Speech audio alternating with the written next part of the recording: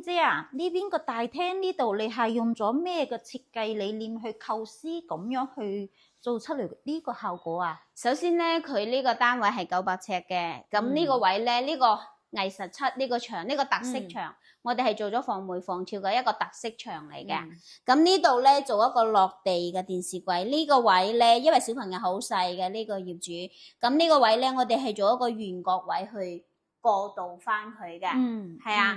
咁跟住電視櫃嘅側邊咧，嗱，我哋係做咗一個玻璃嘅飾櫃。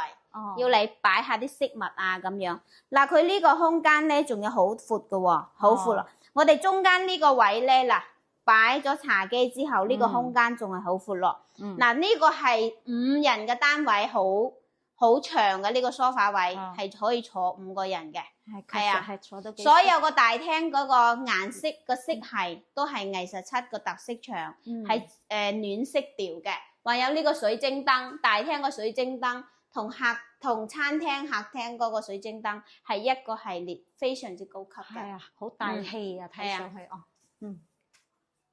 丁姐啊，佢呢個廚房都好大喎，好闊落啊！哇，呢度仲有個陽台㗎，係啊，好舒服喎。呢個廚房係做一個 L 型嘅設計，然後呢個位咧係要嚟擺雪櫃嘅，係啊，所以佢個空間係夠晒，好大嘅。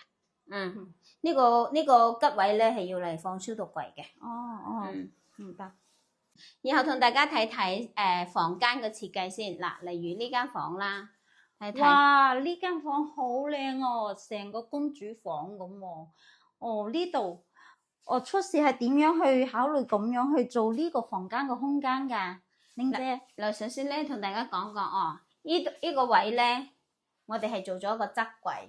要嚟啲小朋友咧放下啲玩具啦，仲有啲書本啦咁樣噶。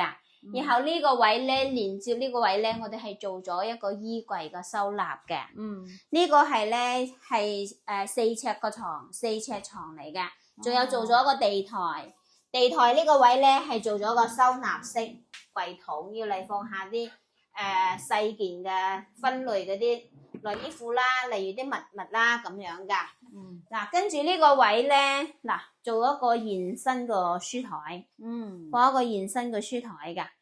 書台上邊個中空呢個位，我哋係做咗一個可以放掛件嘅洞洞板。呢度可以掛嘢嘅。係啊，好用啊！呢個洞洞板可以插嗰啲一碌碌嗰啲柱仔，可以要嚟掛下啲嘢嘅。係啊，嗱，呢個位置可以放下啲書本，上邊呢2格咧係可以放好多書本，唔夠放嘅情況可以擺上去。